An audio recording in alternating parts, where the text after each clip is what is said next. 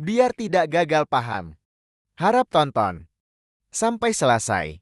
Bani Alawi imigran dari Hadramut Yaman ke Nusantara yang sekarang masif mereka mengatakan bahwa kemerdekaan, bendera merah putih, lambang Garuda Pancasila dan segala hal terkait mengenai masalah NKRI ini dari mereka, ya kan? Apakah benar klaim-klaim seperti itu sehingga seolah-olah yang lain adalah sebagai pelengkap penderita saja para pahlawan nasional yang lain. Nah, ini akan diulas dengan tajam, tegas dan transparan dari yang mulia guru kita bersama Profesor Anhar Gonggong. Monggo waktu dan tempat kami berikan. Mungkin sekitar 20 menit Prof. Matur nuwun. Ada beberapa faktor yang harus dipahami ketika orang belajar sejarah. Pertama, sejarah itu adalah ilmu yang paling terbuka. Orang baru menyebut dirinya, pandai menyebut 2-3 nama orang sudah merasa dirinya sejarawan. Itu biasa.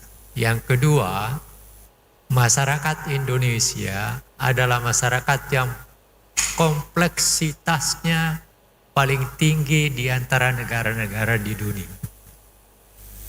Jadi kalau terjadi seperti apa yang dikatakan oleh pembicara tadi, itu sebenarnya bukan sesuatu yang aneh. Karena memang masyarakat Indonesia ini adalah masyarakat yang sangat kompleks. Contoh saja, kalau dikaitkan tadi, Islam masuknya dari mana? Mulai dari mana masuknya Islam? Itu saja saya ingat dalam suatu seminar sejarah masuknya Islam, ada sekian banyak orang yang bertengkar tentang dari mana mulainya. Ada yang dari Gujarat, ada yang langsung dari Mekah, ada yang malah dari Cina, ada yang dari Iran, dan segala macam. Artinya apa? Apa yang berkembang sekarang dengan macam-macam orang mengklaim dirinya seperti yang diceritakan tadi, sebenarnya buat saya yang salah bagi mereka kalau dia merasa bahwa dialah yang paling benar. Itu. Karena apa? Sejarah bisa dipelajari hanya dengan menggunakan sumber yang benar. Kalau Anda menulis sejarah tapi sumbernya diragukan, ya hasil penelitian Anda juga diragukan. Tidak akan diterima. Itu. Nah, oleh karena itu, apa yang kita bicarakan pada hari ini memang memiliki sesuatu hal yang penting dalam arti bagaimana kita harus memahami diri kita sebagai sebuah bangsa dan bagaimana kaitan kita dengan proses-proses yang lampau. Kalau ini tidak dipahami, maka akan terjadi, bahkan nanti akan melahirkan satu hal yang tidak kita kehendaki. Apa yang diceritakan tadi menurut saya, kalau itu dibiarkan dan mereka merasa dirinya yang paling benar, dia bisa akan melahirkan konflik yang tidak ada akhirnya. Dan itu kan tidak ada gunanya. Untuk kepentingan bangsa kita yang mayoritas Islam dalam arti kata pengakuan, hal sangat penting yang harus kita pahami adalah bagaimana proses Islam yang dalam suatu proses wilayah tertentu yang sekarang kita namakan Indonesia bisa menjadi sebuah proses yang berlangsung sedemikian rupa sehingga diterima, dan penerimaan itu adalah sebuah penerimaan yang betul-betul menunjukkan bahwa kita menciptakan sebuah masyarakat baru. Jadi Islam masuk di Indonesia itu menciptakan masyarakat baru. Nah, di tengah-tengah situasi proses lahirnya masyarakat baru ini, maka di situ memang bisa terjadi macam-macam kompleksitas itu tadi. Ini kan yang tidak disadari orang sering. Ya. Tidak disadari bahwa dalam kompleksitas itu memang hal yang tidak bisa bukan tidak bisa dihindari, tapi seharusnya tidak akan melahirkan hal-hal yang menyebabkan ketergangguan kita dalam berbangsa dan bernegara. Kan itu persoalannya. Nah, kalau tadi yang diceritakan seperti itu lalu mengganggu situasi negara kita, lalu merasa dirinya dia yang paling benar, ya udah. Dan memang apa yang dikemukakan tadi dengan manuskrip, ya sejarah memang begitu. Pembuktian sejarah memang bersumber dari antara lain dalam persoalan itu adalah manuskrip. Nah, dalam hal tertentu sebagai negara begini, ada dua hal utama juga yang kita sebagai bangsa harus ketahui.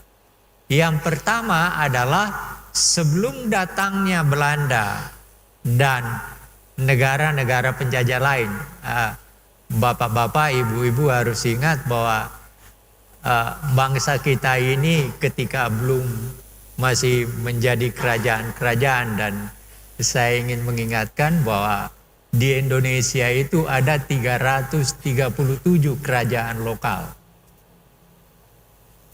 Ya, 337 kerajaan lokal. Dan dalam proses keislamannya mempunyai khas-khasnya sendiri. Ambil sebagai satu contoh, hubungan antara Banten dan Sulawesi Selatan itu pada Yusuf Makassar. Yang sekarang pun orang masih bertengkar juga. Kuburnya ada di mana? Ada yang mengatakan ada di Afrika Selatan, ada yang mengatakan dikembalikan ke Goa. Lalu ada yang mengatakan ada di Sri Lanka. Kan ini suatu hal yang biasa dalam sejarah. Bahkan dalam hal tertentu, orang yang mempunyai peranan yang sama pada situasi tertentu bisa berbeda pendapat. Saya bawa untuk menunjukkan ini. Contohnya, Pak Hatta dan Pak Adam Malik. Pak Hatta menulis sebuah buku sekitar proklamasi. Pak Adam Malik juga menulis sebuah buku yang judulnya sama, sekitar proklamasi juga. Nah, yang menarik apa? Di dalam buku Pak Adam Malik dikatakan, peranan pemuda itu sangat penting dalam proses menuju kepada proklamasi. Penting sekali peranannya dan segala macam. Nah, di dalam buku Pak Hatta, apa yang dia ngomong? Apaan peranannya pemuda? Justru dia yang merusak situasi. Seharusnya kita bisa melakukan proklamasi tanggal 16, karena ributnya pemuda dibawa ke Rengas Dengklok, akhirnya proklamasi tertunda. Ini dua orang yang punya peranan yang sama dan mempunyai kedudukan yang penting. Sama-sama punya peranan penting dalam menuju kepada kemerdekaan Indonesia. Dan peranannya sama dan mereka selalu berhubungan gitu. Tapi dalam menanggapi suatu peristiwa ternyata terjadi perbedaan tertentu. Itu. Nah, apa yang saya mau katakan tadinya Saya sebenarnya agak segan datang karena saya merasa bahwa ini bukan bidang saya. Seorang ilmuwan seharusnya punya kerendahan hati untuk mengatakan bahwa kalau bukan bagian daripada apa yang dia ketahui dan pelajari, seharusnya tidak boleh ngomong. Itu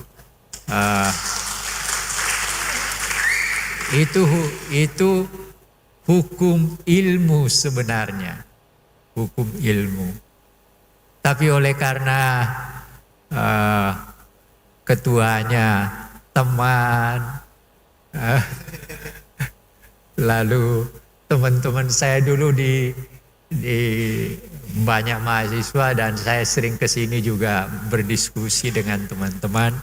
Akhirnya saya terima dan dengan catatan bahwa ilmu saya sangat dangkal dalam hal ini. Tetapi melihat judulnya yang seperti ini yang dipersoalkan adalah berkaitan dengan sebenarnya begini. Yang dipersoalkan itu adalah persoalan proses kedirian kita menjadi seperti sekarang. Itu yang harus dipahami juga. Nah, oleh karena itu, menurut saya, orang yang mau melakukan penyimpangan seperti itu akan merusak perkembangan daripada negeri ini di kemudian hari.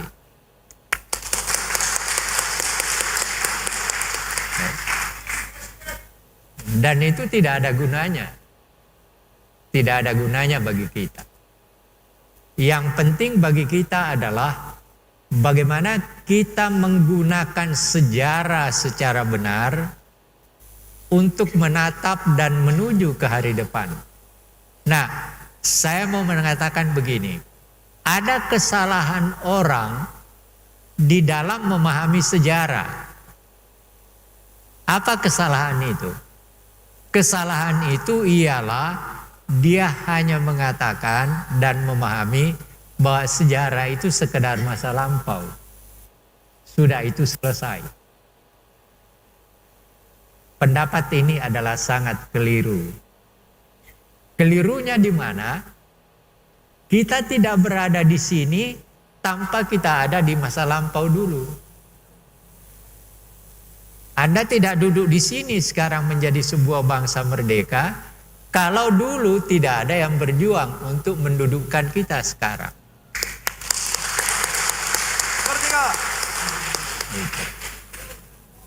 Nah, dalam konteks itu, kita yang berada sekarang memiliki dua hal untuk menuju ke hari depan. Dua hal itu yang mana?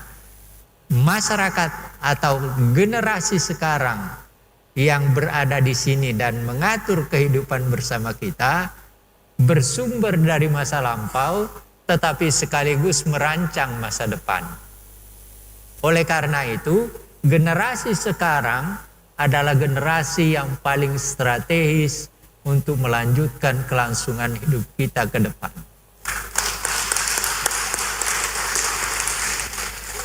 Nah, oleh karena itu berdasar ini sebenarnya salah satu faktor mengapa saya mau datang. Karena saya mau mendengar bagaimana pendapat dari para hadirin, dari para pembicara nanti di dalam memahami sejarah dan proses kelangsungan kita ke depan. Kenapa? Saya selalu berbicara tentang masa depan, walaupun tidak ada orang yang bisa meramalkan masa lampau, masa datang dengan seenaknya. Tetapi sumber daripada usaha untuk memahami masa depan itu adalah masa lampau dan bagaimana masa kini, generasi kini menggunakan masa lampau itu untuk melihat dan merancang masa depan. Itu sebabnya mengapa saya mau datang untuk ngobrol bersama Anda. Karena apa? kemajuan yang sekarang yang kita miliki, Anda sekarang kalau tidak punya handphone pusing kepala kan? Iya kan? Itu baru satu faktor, belum faktor yang lain. Nah, saya ingin mengatakan kepada Anda, khusus kepada umat Islam, generasi mudanya, ada satu hal yang saya ingin sampaikan kepada Anda. Tolong kuasai ilmu. Ilmu apapun yang Anda harus miliki. Kita itu Pak, pendidikan kita, coba bayangkan. Pendidikan kita ini adalah paling rendah di antara 100 sekian negara. Kita cuma berada di antara dalam pengertian mutu sekitar 80-90. Coba rendahnya. Tadi malam ada pembicara di TV yang mengatakan begini, IQ bangsa Indonesia itu di Asia Tenggara yang paling rendah nomor 2. Ini bukan, saya mengungkap ini bukan untuk merendahkan diri kita. Saya ingin membangun kesadaran kepada kita semua, kesadaran baru bahwa tantangan yang kita hadapi ke depan tidak akan pernah bisa kita selesaikan kalau hal-hal kecil kita selalu bertentangan. Kita selalu bertengkar hanya karena persoalan kecil. Saya tidak tahu, walaupun memang saya sendiri sedih ketika terjadi, terus terang di kampung saya istilah Habib itu nggak ada. Orang Bugis tidak mengenal Habib. Tidak ada istilah Habib. Baru setelah saya di Jawa, apalagi di Jakarta, baru saya istilah itu saya dengar. Tapi di antara kami, saya nggak tahu kalau sekarang sudah ada pengaruhnya.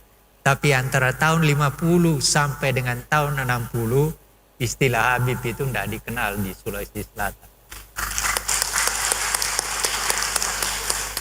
Itu fakta. Tetapi orang keluarga Pak siapa? Ayahnya Pak Shihab, ya, Pak Quraish Shihab, itu orang yang saya sangat hormati. Itu adalah memang keluarga yang sangat dihormati di Sulawesi Selatan. Tetapi bukan oleh karena kearabannya, tetapi oleh karena keilmuannya.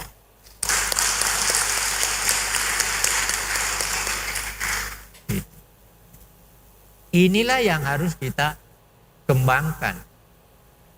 Ya, saya terus terang ketika dengar cerita-cerita seperti itu, saya menganggap justru merugikan diri mereka sendiri sebenarnya. Ketika mereka selalu mengajukan diri seakan-akan seperti itu, keluarga Nabi ada hubungannya, dia akan merugikan dirinya sendiri. Karena apa? Siapa yang mau percaya? Paling-paling lingkungan dia sendiri kan. Dan itu artinya apa ya? Tidak ada gunanya juga buat dia. Dia akan merusak dirinya sendiri. Gitu. Nah, ini yang saya ingin katakan kepada bapak-bapak, mengapa memenuhi undangan teman saya untuk menyampaikan hal ini. Karena saya mempunyai kekhawatiran terus terang. Kalau ini berkembang di kalangan kita dan meluas, yang rusak siapa? Yang rusak kan orang Islam juga. Iya kan? Kalau terus ini Anda bertengkar, kita bertengkar dan sebagainya, hanya mempersoalkan yang sebenarnya tidak perlu dipersoalkan. Yang penting kan bagaimana kita menjalankan agama Islam berdasarkan ajaran Tuhan lewat Nabi Muhammad. Kenapa kita mengatakan bahwa kita adalah orang hebat karena kita turunannya itu? Padahal belum tentu. Kan artinya memalukan dirinya sendiri. Ini yang harus dipikirkan oleh kita semua, dan kepada yang terhormat para hadirin, mari kita begini. Mohon maaf, saya menggunakan istilah yang barangkali jarang didengar. Istilah saya, tolong ini. Banyak orang pintar yang bodoh. Banyak orang pintar yang bodoh. Oleh karena itu, dalam peristiwa sejarah jangan mengabaikan kebodohan itu. Karena terkadang perang ini banyak terjadi oleh karena orang pintar yang bodoh. Dan saya khawatir kalau kita terus lanjutkan ini, yang akan berkembang adalah nanti akan terjadi pertengkaran di antara orang pintar yang bodoh itu. Dan itu akan merugikan kita. Akan merugikan bangsa ini. Nah, inilah catatan-catatan singkat yang ingin saya sampaikan kepada para hadirin, kepada ketua teman saya, dan organisasi ini saya minta agar supaya bisa mengembangkan berbagai hal. Sebagai salah satu contoh, saya ingin penutup begini.